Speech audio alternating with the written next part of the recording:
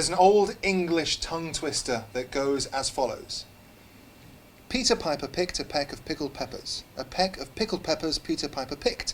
If Peter Piper picked a peck of pickled peppers, where's the peck of pickled peppers that Peter Piper picked? This poem has been around since the 18th century, and it's probably the most famous tongue twister in the English language.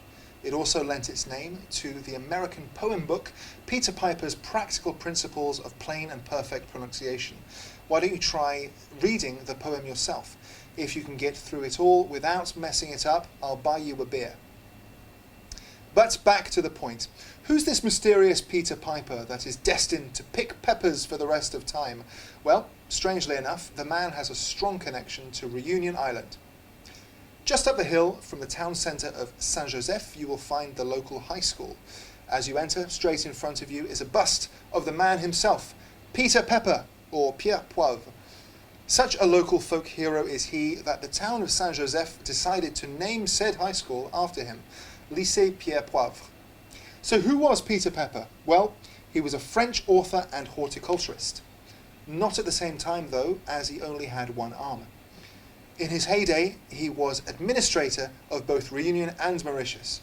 This was in the 1760s.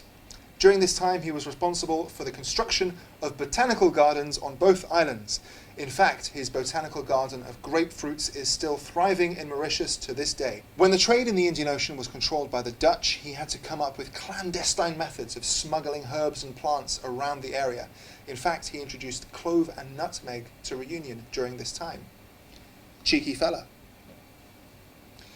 He lost his arm in the way that most people lose their arms in the 18th century. It was smashed by an English cannonball, and his arm had to be amputated. Perhaps that's why the poor Peter Piper can only manage one peck of pickled peppers in his poem.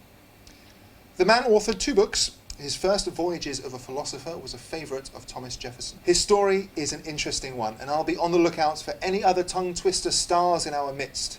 So I'll keep an eye on the seashore for the lady selling seashells, and that famous French hunter who knows how to hunt without his dog. You know the one.